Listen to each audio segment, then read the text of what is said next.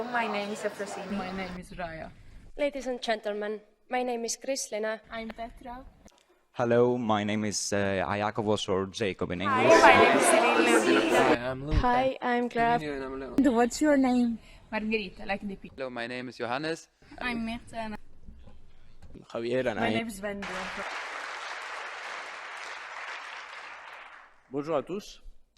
Good morning, everyone, and welcome to all of you here in the European Parliament. I'd like to welcome you here on behalf of our members of the European Parliament and also the President of the European Parliament, Mr. David Sassoli. The members were here until yesterday afternoon, and today you are going to be taking their seats. You're going to be members for a day. It's as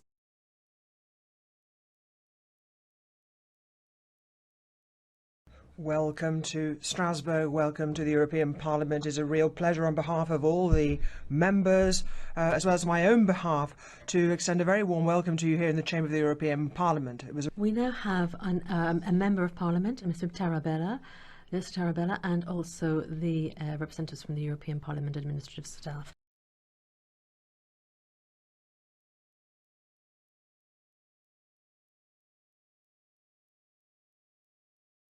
I'm from Germany.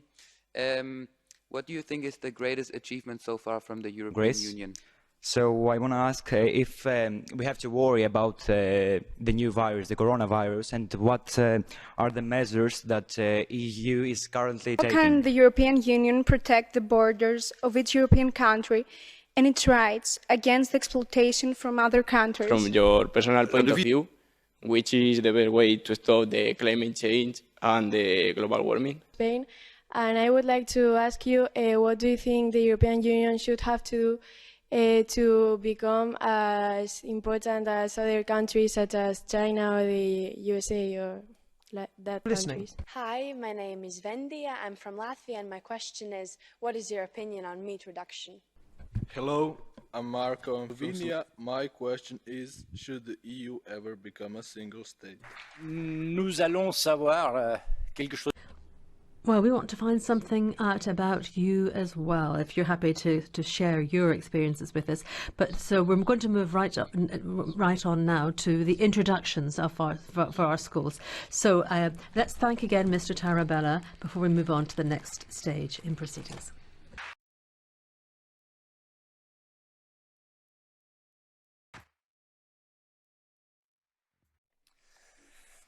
Hello everyone, we are from Belgium.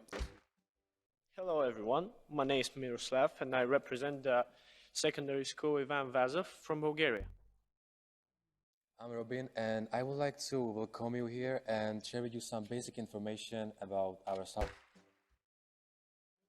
And I am the representative from Denmark, but also Ranum Efterskole. An Efterskole is sort of like a boarding school, but it's not a typical one because we only stay there for a year and then we travel a lot. We travel 3 times a year all around the world, and it's through our travels that we learn the differences and similarities between us and the other young people around the world. Hello everyone, my name is Hana and I'm 19 years old. Hello, I'm Delia, I'm also 19 years old and we are representing Germany here today. We both live close to a city named Ahaus, which is located in the northwestern part of Germany. We are all excited of being part of Euroscola and having the chance to meet other European students and to debate different European topics with you. We are looking forward to having a great time with you here in Strasbourg. Ladies and gentlemen, my name is Krislina and I am from Parksipa Secondary School. Sehr geehrte Damen und Herren.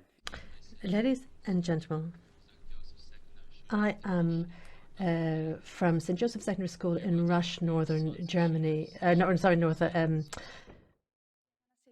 with 19 more students, we represent the first general Lyceum of Glyfada, Athens, Greece. Good morning. Our school is ES Ladio Camañero. I am Nicola, and it is an honor to represent my school and my country here today. Buongiorno a tutti. Good morning, everyone. I'm Brian Ferry, and I'll be representing High School Carducci, which is located in northeast Italy, in a region named Emilia-Romagna. Kalimera σας. Good morning. My name is Stefania. First of all, we would like to thank the European Union for giving us the opportunity to be here in the heart of our Europe. It's a great pleasure for me to be able to speak to you today. I'm very proud. It's the Lycée Historique in Mityon. It's the second oldest lycée in my country of Cyprus. My colleagues and myself are very lucky and very proud to be here with you, to be able to exchange our views and ideas with you young Europeans of the same age as us. We'll be able to discuss all of the subjects which are of issue. Good morning. We are from Latvia and we are really happy and grateful to be here today. For those of you who don't know, Latvia is located in the Northern Europe and is a part of the Baltic states alongside Estonia and Lithuania. Hello, here's a last-minute speech. That will last a minute. I am Gabija. And I am Eimantas. And we are here to represent Lithuania. Good morning, everyone. My name is Tamás Fenyvesi and I'm the Hungarian representative of the Földes Ferenc High School. First of all, on behalf of both my delegation and school, I would like to express our gratitude for such an incredible opportunity. It is hugely exciting for us, since we get the chance to meet new people and learn about different cultures, while also working constructively to overcome major challenges of the modern world. Hello everyone, bonjour. My name is Eva Jorsen. I am 17 years old and I am here to represent the Cambro College from Dongen, the Netherlands. Euroscola teilnehmer. I'm Melissa, dear Euroscola participants from Austria, more specifically from a country's capital, Vienna, and it is a real honor for me and my classmates to be here. Dzień dobry, siema. Good morning, everyone. In the name of my classmates, I would like to greet all of you gathered here today. Good morning, guten Morgen, bună dimineața. I am deeply honored to invite you on an imaginary journey to the place we call home. It's about the people who inherit the right to advocate for change. Nevertheless, one must not only own the right, one must believe in the right that he has and act. Vielen Dank, merci, mulțumesc, thank you. Good morning. We are honored to be here representing Slovenia. The school where we come from, Gimnazija Jožeta Plečnika Ljubljana, is named after our most influential and recognizable architect. Plečnik played a major part in shaping Ljubljana into the city we proudly call our capital. Hello, Europe. We came from Slovakia. It's a small country in the heart of Europe. I'm Juha. We are from Shield Operational School from Euroscola, Central Finland. Hello, fellow Europeans. It's a great honor for me and Edwin and my friend Alice to be in the European Parliament and represent Sweden. We are students from the Social, Society and Media program at Visbygymnasiet.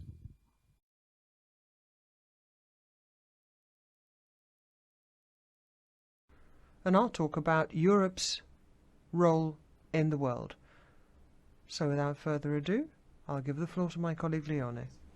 Thank you very much, Evangelos. Good morning to each and every one of you and welcome once again. And I'm going to talk to you about Europe, explain how it works and how decisions are taken at European level. In actual fact, it's all rather complicated and you need to spend 4 years at university to really understand how Europe works. So that's not actually something we can do today, but we can make a start on trying to grasp some of the key concepts and some of the basic premises. And I think that the main point that's already been emphasized by Mark Tarabella is extremely important, but I think is worth emphasizing. And you will, of course, realize, I mean, Evangelos has just said, Europe is characterized by its diversity. It's not a state, it's not the United States of America. Rather, Europe is made up of different countries. I mean, well, you know, in the US they're still asleep, but, you know, just imagine you've got somebody in Boston, takes the plane, goes to San Francisco, about 5,000 kilometers, 6 hours in the air, 4 different time zones. But when that person from Boston arrives in San Francisco, he's still at home. You know, people speaking his or her language. I mean, slight accent maybe, but still it's the same language. I mean, be able to find the newspaper, you know, have the same programs on the TV in the hotel, can go to McDonald's exactly in the same way as he would have done in Boston, and might, you know, be talking to a taxi driver and, you know, find out that he's a Trump supporter. You might hate Trump, whatever. But just imagine here, you know, got somebody from here goes to Helsinki, from Lisbon goes to Warsaw, somebody from Segovia going to Bucharest.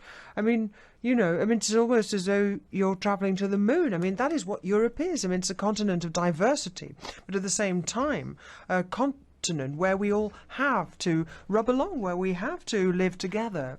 And for 5 centuries, we have lived separately, lived within the borders of our nation states, sovereign states, and essentially, for centuries, we didn't talk to one another, and we were divided from one another until the tragedies of the wars in the first half of the 20th century, with 60 million dead. And that is where our story begins. And we are all sons and daughters of this history, the history of coexistence. I mean, it would be better if we could all love one another, but at the very least we have to accept one another.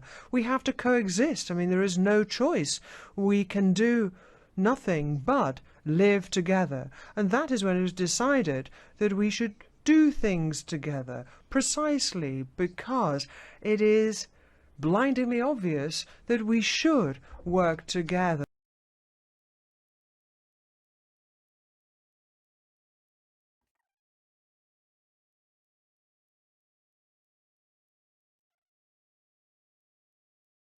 Okay, the vote's closed. Let's see.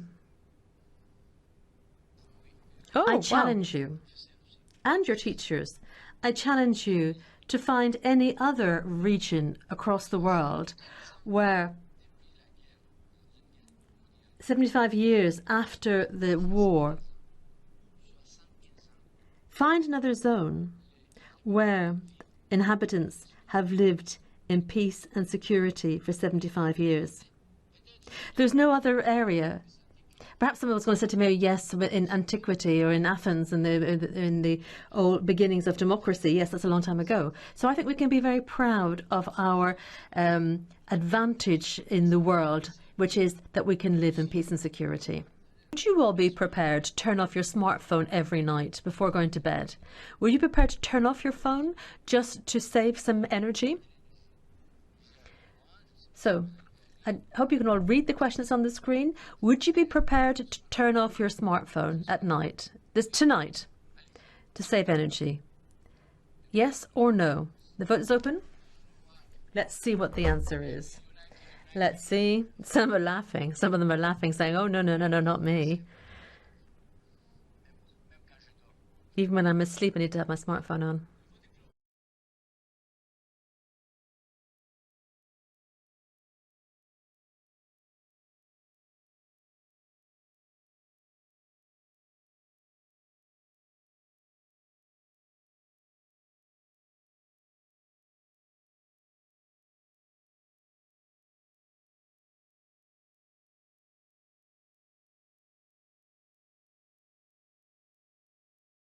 Hands up if you agree with that. Okay, well that will be included, that's the majority.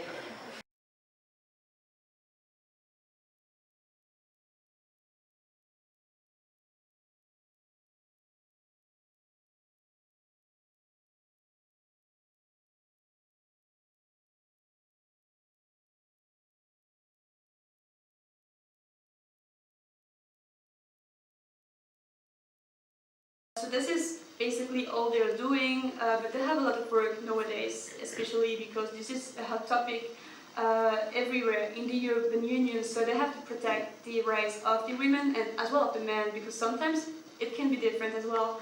But they have a lot to do, especially in preparation of the next events in the framework of the International Women's Day. That will take place in March.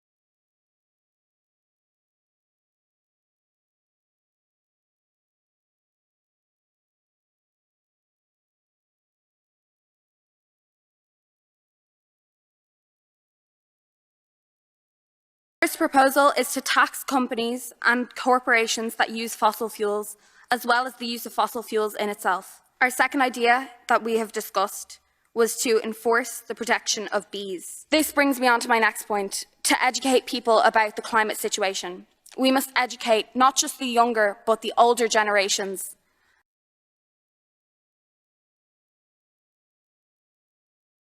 Speech is imperative in part of democratic society, which is what separates it from other countries who often have to pay to express their opinions, sometimes with their own life. We believe that hate speech should be illegal, and we also agree that to lower human rights violations, we should raise awareness through social media.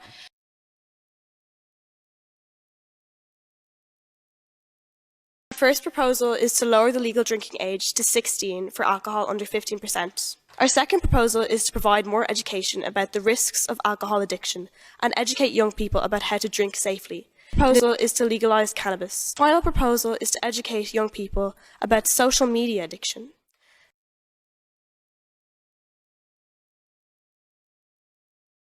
We discussed the euro currency being implemented as compulsory in member states. We have decided that this would be something that should definitely be addressed in the future, but it shouldn't be the top of the list. Our main and definitely most prominent point should be education.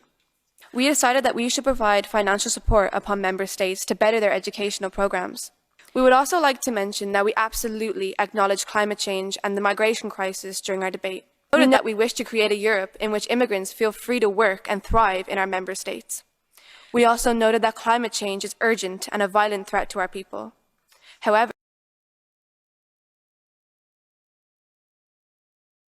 immigrants, we also discussed that the countries that are capable to take immigrants, but they close their barriers. We would like them to pay to the other countries so that immigrants can have economically support since they're disagreeing on helping. We also discussed and decided that immigrants can start by working at low jobs at first, but at the same time, if they are qualified or they have a diploma in their own countries, we would like them to get education because every country has its own way of education, and we want them to have a balanced studies so they can work at qualified jobs.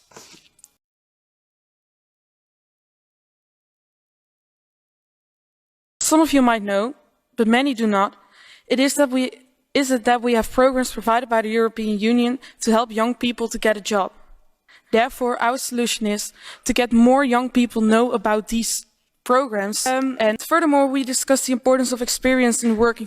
We know that in addition to this experience, we propose to focus more on common guidelines within the entire European Union. It is important that every student gets the same possibilities whenever they leave. We would like to propose to invest in more financial support to countries who are lacking jobs for students that are just graduated. With this,